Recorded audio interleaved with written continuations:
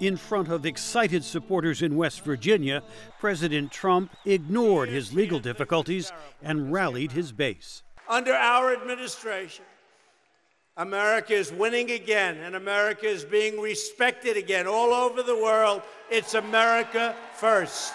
But the guilty plea from former attorney Michael Cohen and the fraud conviction of former Trump campaign manager Paul Manafort have handed opposition Democrats a new political weapon just in time for the November congressional election campaign. Senate Democratic leader Chuck Schumer.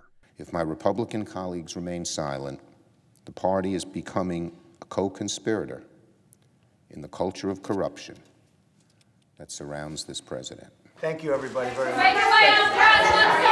Trump's possible involvement in the campaign violations admitted to by Cohen could put the president in legal jeopardy, says expert Paul Schiff Berman. He is potentially now an unindicted co-conspirator and could be indicted. Now, there is an open question as to whether a sitting president can be indicted for criminal wrongdoing. Obviously, he could be impeached, but that's not going to happen as long as Republicans hold the House and the Senate. A criminal indictment of the president is unlikely, says analyst Eric Tucker. The Justice Department's Office of Legal Counsel, the OLC, has said in a couple of opinions that it does not believe that a sitting president, while in office, can be indicted.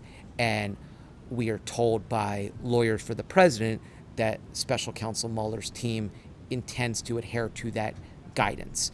Under the U.S. Constitution, a president may be impeached by Congress and removed from office for treason, bribery, or other high crimes and misdemeanors.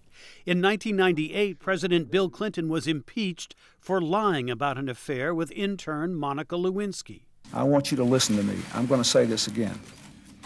I did not have sexual relations with that woman, Miss Lewinsky. Clinton survived an impeachment trial in the Senate, but there was a different outcome for President Richard Nixon in 1974. I shall resign the presidency effective at noon tomorrow. Vice President Ford will be sworn in as president at that hour in this office. Nixon left office after Congress began impeachment proceedings over the Watergate scandal. History has shown that when it comes to dealing with presidential wrongdoing, there's often a balance between legal and political remedies, says legal expert Saikrishna Prakash. The fact that he might not be able to be prosecuted while president might cause some people to think that the president is above the law.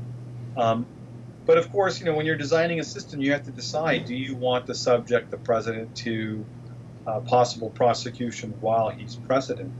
Ultimately, if President Trump is accused of any criminal wrongdoing, his fate is likely to be decided by Congress and the public, not a judge and jury.